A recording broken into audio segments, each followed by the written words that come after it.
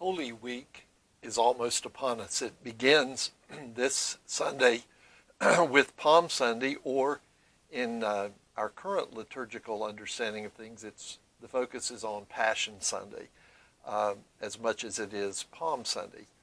And the reason being, over the years, congregations have increasingly not had very good attendance at Holy Week services. So therefore, at least everyone who's going to be present on Easter Sunday for worship will have had some type of experience the previous week of hearing the narrative of our Lord's Passion.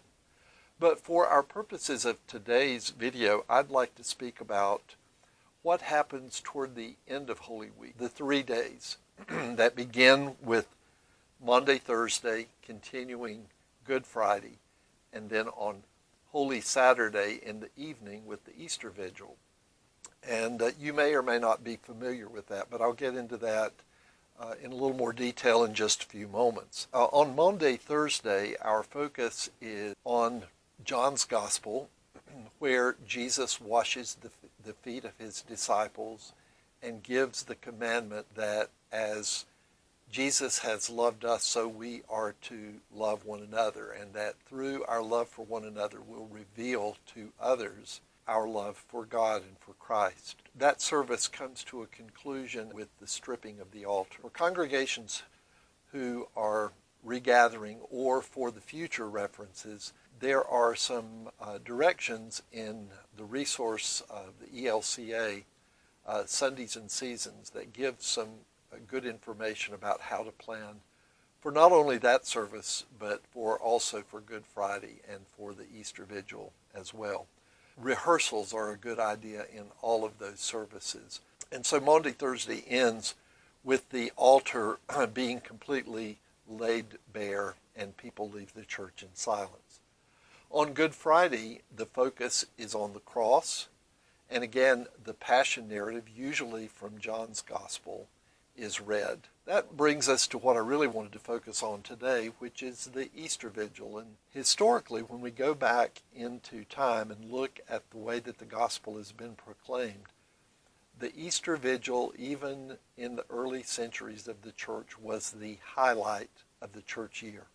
And I would say that in our own experience, for those of you who don't have an experience with the Easter Vigil, it would be a little bit maybe like the combination of a candlelight service and also a sunrise service.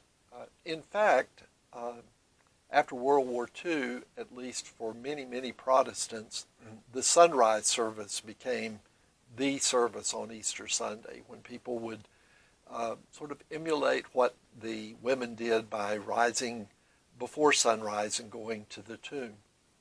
But the roots of the sunrise service go back to the Easter Vigil. For many, many years, even in Roman Catholicism, the Easter Vigil was a forgotten rite.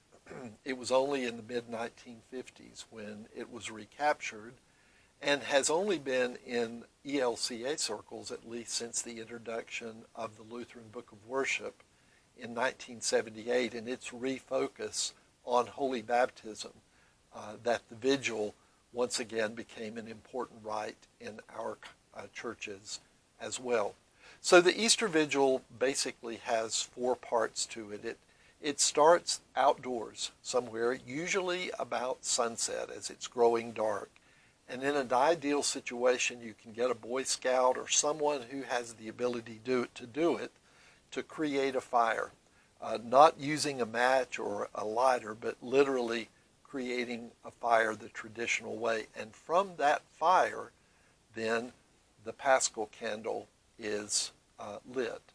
And there's an introductory rite there, and then the whole congregation processes from outside and they enter the sanctuary.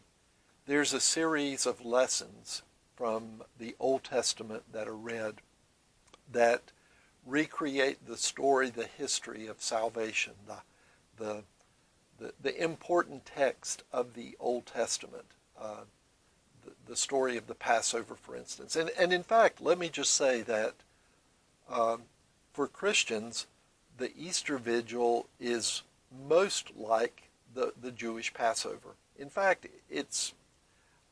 I used to do a Seder meal or a Passover meal, and then I learned that I was actually invading the turf of my Jewish brothers and sisters. I really didn't have the right to do that. Instead, the Easter Vigil does the same thing for us, but from a perspective of celebrating the resurrection. So the people gather in the darkened sanctuary, other than the light of the Paschal candle, and we hear the story of salvation history, beginning with creation, continuing with Abraham and Moses and the prophets. And then we hear the Easter proclamation. It's called the Exultet, that gives the promise that God's intention all along has been to make peace with his people. At the conclusion of that second portion of the vigil, the community leaves the sanctuary, leaves the church, and goes back outdoors where there are several other readings, and then the congregation gathers at the entrance to the sanctuary around the baptismal font. For traditionally in the early church, it was during the celebration of Easter, the candidates for baptism had been catechized, or their parents had been catechized during Lent. And so on Easter Sunday, that's when there was the celebration of baptism as the entrance rite into the church. And so they're gathered around the font. I know at Lenore Rhine, when we did the vigil there, the font is in the entrance, and we would gather around the font with a reaffirmation of baptism or with the celebration of baptism. Also, the Paschal candle was immersed into the font, and then before entering into the sanctuary, it was the appropriate time for the new Paschal candle to be introduced, and with the year marked on it with 5 pins that went into the Paschal candle representing the 5 wounds of Christ. Meanwhile, what's been happening while the community's been outside, the sanctuary has been prepared for Easter. So if there's Easter lilies, whatever the decorations for Easter normally are, those things happen by a team who's putting that together while the rest of the community is outdoors. You then enter into the sanctuary, into the bright light, and essentially from that point forward, the gospel is proclaimed, there's a sermon, and then followed by Eucharist.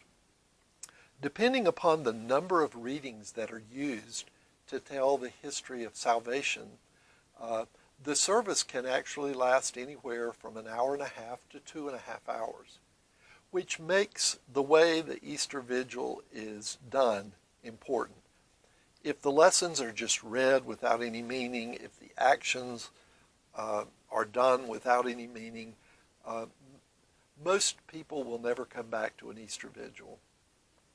But if there's time put in preparation for it, and if people understand what they're getting into, it can become, and it will become, the most important worship service that you will have ever attended. In fact, my own feeling is once I've attended the vigil, it's irrelevant whether I worship on Easter Sunday the next day, for I have heard the good news of the resurrection, of God's intention for me to be at peace with God so that I can be at peace with my friends and neighbors. There's a lot of information available. I'm sure if you do a Google search online, you can find more information than you would ever want to hear or know about. But I would encourage you this year, in fact, I will make a link available, Easter Vigil, that you could watch on the Saturday evening before Easter. I hope you have a good day. I hope you have a great celebration of Palm/Passion Sunday this week, and that you can engage in Holy Week with Maundy Thursday, Good Friday, and the Easter Vigil on Holy Saturday. Have a great day.